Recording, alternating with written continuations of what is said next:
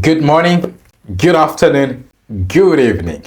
Ladies and gentlemen, this is Learn English with Bonaj. Aha ni kuri Iga Icyongereza na Bonaj. Today we are going to learn questions and possible answers to those questions. Uyu munsi tugiye kureba ibibazo ndetse n'ibisubizo ushobora kuba watanga mu gihe ubajijwe ibibazo nk'ibyo mu Cyongereza ndetse dusobanura mu Kinyarwanda. That's what we are going to teach you today. Ibyo byo tugiye kukwigisha uyu munsi. Reka tukubwire ngo ibi bibazo tugiye kwiga ndetse n'ibindi wabisanga muri iki gitabo interuro 5000 z'Icyongereza zisobanuye mu Kinyarwanda. 5000 izo tugiye kuguhereza ni interuro zitarenze 100. Noneho iki gitabo cyo kirimo interuro 5000. If you want to learn with us, we can teach you wherever you are. Ukeneye kwigana natwe twakwigisha aho waba uri hose. If you are in USA, Canada, Europe, or any part of the world, and you feel like you want to learn with us, we can teach you via Zoom. Uri muri Amerika, muri Canada, muri Europe, n'ahandi hose ku isi, ukaba wifuza kwigana natwe, turagukurikirana kuri Zoom. Twigisha kuri Zoom ku buryo aho waba uri hose tukwigisha bikagenda neza. Tugufite n'ibindi bitabo bitandukanye byagufasha kwiga Icyongereza. Kubera iki ukeneye kumenya ibibazo n'ibisubizo? No kubera yuko iyo tuvuga ahanini dukoresha ibibazo. When you are speaking, we tend to use questions. Dukoresha ibibazo noneho tugatanga n'ibisubizo by'ibyo bibazo. We give answers to those questions. When you know basic questions and answers, it helps you to speak. Iyo uzi ibibazo by'ibanze n'ibisubizo by'ibanze ushobora kuba wasubiza bigufasha ko wavuga ururimi. That's why we are going to learn these questions and answers to these questions. Without further ado, let's start the lesson of today. Reka dutangire isomo ry'uyu munsi. Let's do this.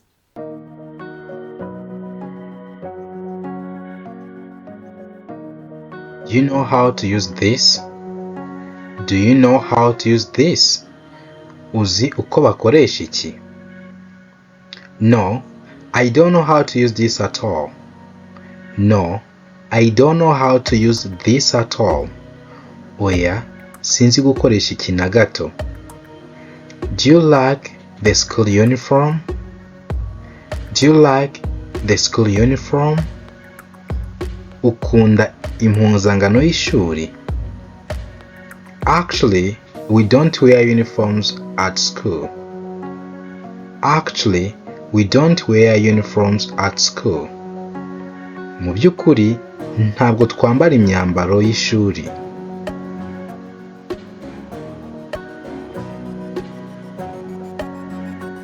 Mu by'ukuri, ntabwo twambara imyambaro y'ishuri ku ishuri.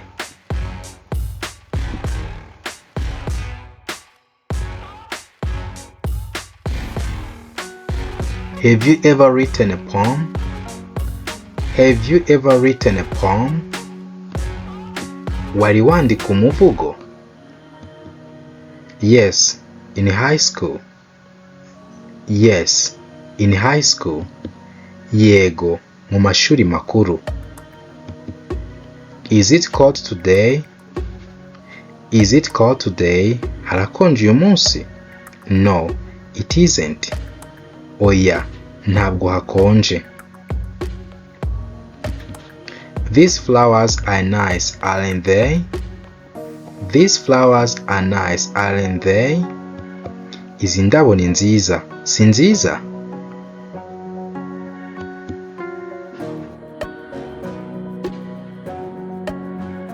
Yes, what kind are they? Yes, what kind are they? Yego, ni ubuhe bwoko? Excuse me, do you have a minute? Excuse me, do you have a minute? Munyihanganire, mufite akanya. What do you want? What do you want? Ushaka iki?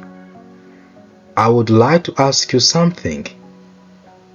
I would like to ask you something. Hari icyo nshaka kukubaza. When is the last time you saw him? When is the last time you saw him? Ni ryari umuheruka? I saw him in August at John's. I saw him in August at John's. Namubonye mu kwa munane kwa John. I can't believe what I'm seeing. I can't believe what I'm seeing. Sindi kwizera ibyo ndi kubona. What are you doing? What are you doing? Uri gukora iki? I am planning next week's journey. I am planning next week's journey. Ndi gutegura urugendo rw'icyumweru gitaha. What do you think about the movie? What do you think about the movie? Uri gutekereza iki kuri filime? It's one of the best I have ever seen. It's one of the best I have ever seen. Ni imwe mu nziza nigeze mbona. When will the meeting start? When will the meeting start? Inama iratangira ryari? No one really knows. No one really knows. Nta n'umwe ubizi. When are you leaving? When are you leaving?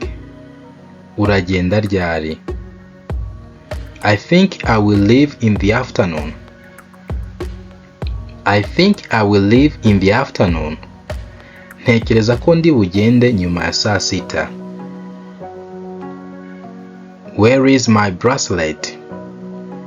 Where is my bracelet? Agakomo kanjye karihe? I don't know where you have put it. I don't know where you have put it. Sinzi aho wagashize.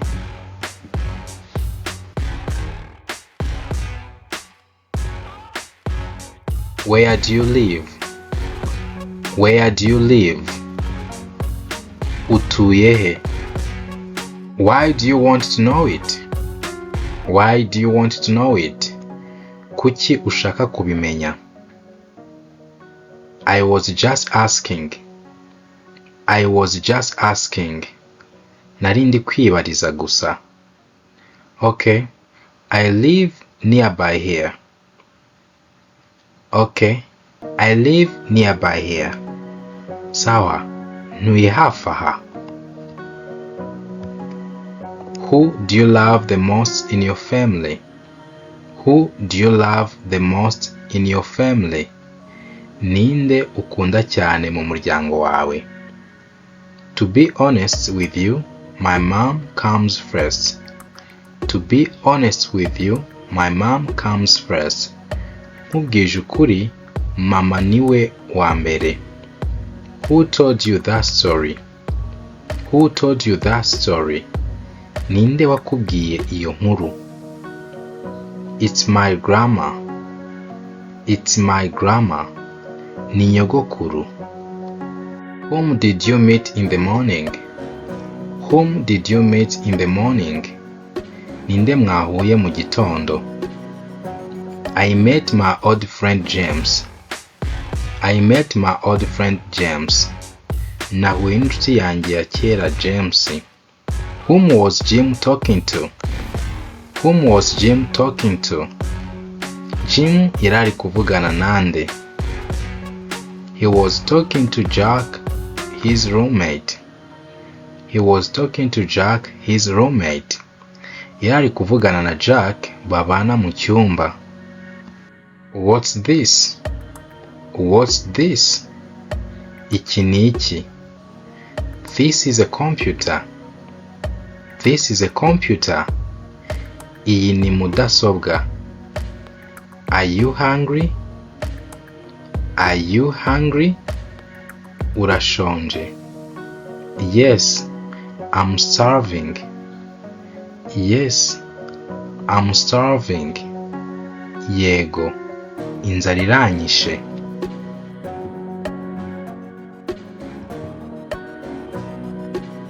Are you allergic to anything? Are you allergic to anything? Haba hari ikigutera allergy? Yes, I'm allergic to cats. Yes, I'm allergic to cats. Yego, injangwe zintera allergy. How was the trip? How was the trip? Urugendo rwagenze gute? It was so fun.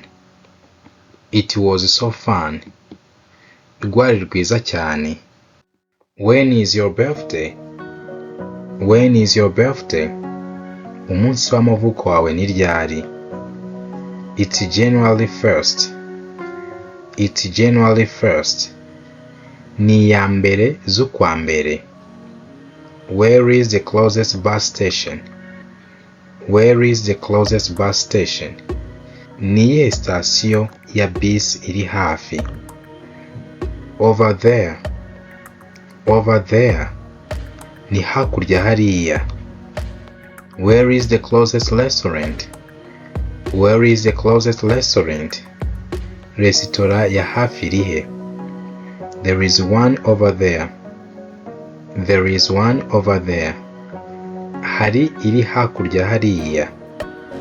Where is it? Where is it? Irihe? I don't know where it is. I don't know where it is. Ntabwo nzi aho iri. Do you have a lot of money? Do you have a lot of money? Ufite amafaranga menshi? No, I don't. No, I don't. Oya ntayo mfite. Do you want to see a movie tonight? Do you want to see a movie tonight? Ushaka kureba filime iri joro? Sure. Sounds good. Sure. Sounds good. Yego. Ndumva ari byiza. What day is today? What day is today? Uyu munsi ni kuwa kangahe? Today is May 1st. Today is May 1st. Uyu munsi ni tariki ya mbere y'ukwa gatanu. Do you want coffee or tea? Do you want coffee or tea? Ushaka ikawa cyangwa ushaka icyayi? Coffee please. Coffee please. Mpa ikawa. Do you drink coffee? Do you drink coffee? Unywa ikawa? No, I don't. No, I don't. Oya ntabwo nyinywa. Are you thirsty? Are you thirsty? Ufite inyota? A little. A little. Bidakabije cyangwa si cyane. Do you want something to drink? Do you want something to drink? Ushaka icyo kunywa? Some tea would be great. Some tea would be great. Mbonye icyayi byaba ari byiza.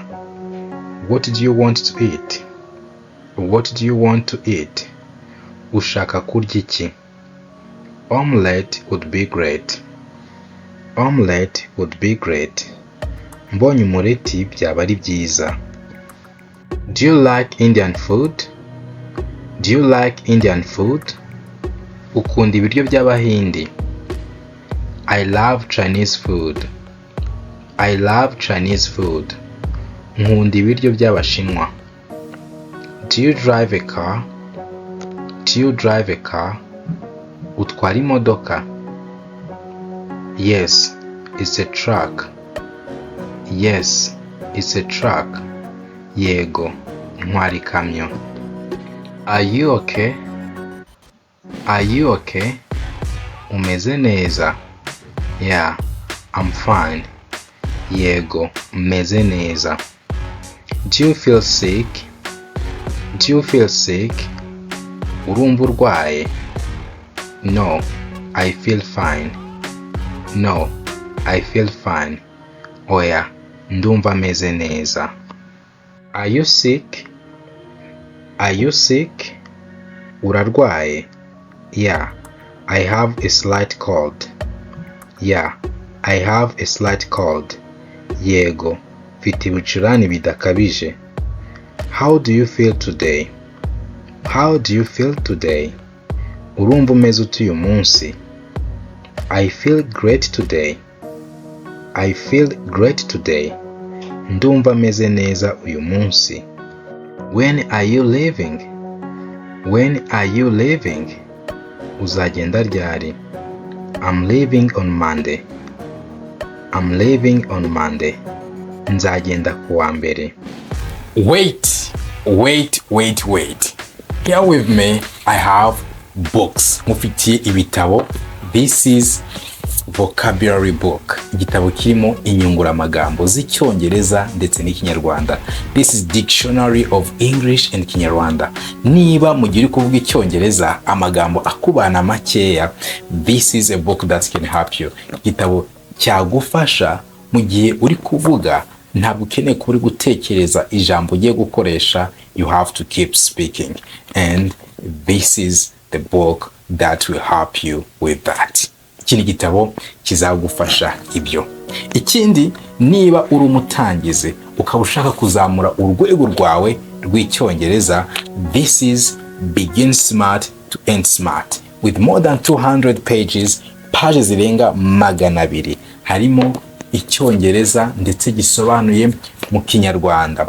200 pages, harimo amasomo yibanze yose ku muntu ushaka gutangira ku icyongereza, ateguye neza ku buryo wumva ibyo uri kwiga ukabisobanukirwa. Iki gitabo niyo waba usanzwe uzi icyongereza ushaka kuvuga ngo reka nige icyongereza nkihereye mu mizi, cyagufasha. And again, if you have a problem to describe the actions, niba ugira ikibazo cyo kubasobanura ibikorwa uri gukora, dufite igitabo kirimo verbs, inshinga. Harimo regular verbs, inshinga zikurikiza amategeko, hakabamo irregular verbs, inshinga zidakurikiza amategeko, 12 tenses, ibihe 12 by'icyongereza, modal verbs. Iki gitabo cyagufasha ugashobora gusobanura ibikorwa biri kuba, ibikorwa byabaye, ibikorwa bizaba. Iyo ukeneye kuba wasobanura ibikorwa, igitabo cyagufasha. Harimo inshinga, buri nshinga isobanuye mu kinyarwanda ndetse tukaguha n'urugero kuri buri nshinga. This book can help you to describe the actions. Tukaba tugufite igitabo kirimo dialogues, ibiganiro. Iki gitabo kirimo dialogues, ibiganiro by'icyongereza ndetse bisobanuye no mu kinyarwanda kuri topics zigiye zitandukanye, ku ngingo zigiye zitandukanye. Iki gitabo cyagufasha kuko iyo tuvuga dukoresha ibiganiro. Iki gitabo rero kirimo ibiganiro ndetse bisobanuye mu cyongereza no mu kinyarwanda. If you need one of our books, ubaye ukeneye kimwe muri ibi bitabo cyangwa se byose ukaba ubikeneye, watumenyesha kuri 0780 29 312. Let's continue the lesson. What time are you leaving? What time are you leaving? Uragenda ryari? I'm leaving at 4 o'clock. I'm leaving at 4 o'clock. Ndagenda saa 10 zuzuye. Where are your friends? Where are your friends? Inshuti zawe zirihe? They went to the restaurant. They went to the restaurant. Bagiye kuri resitora. Are there a lot of people there? Are there a lot of people there? Iriya habayo abantu benshi? No, only like 10. No, only like 10. Oya, habayo nk'icumi. What are you looking at? What are you looking at? Uri kureba iki? I'm looking at a map of the city. I'm looking at a map of the city. Ndi kureba ikarita y'umujyi. What are you watching right now? What are you watching right now? Uri kureba iki nonaha? I'm watching the TV. I'm watching the TV. Ndi kureba televiziyo. Do you know what this thing is? Do you know what this thing is? Uzi iki cyari cyo? No, I don't. No, I don't. Oya ntacyo nzi. Are you afraid? Are you afraid? Ufite ubwoba? No, I'm not afraid of anything. No, I'm not afraid of anything. Oya, nta kinteye ubwoba. Are you ready? Are you ready? Uriteguye? Yes, I'm ready. Yes, I'm ready. Yego nditeguye.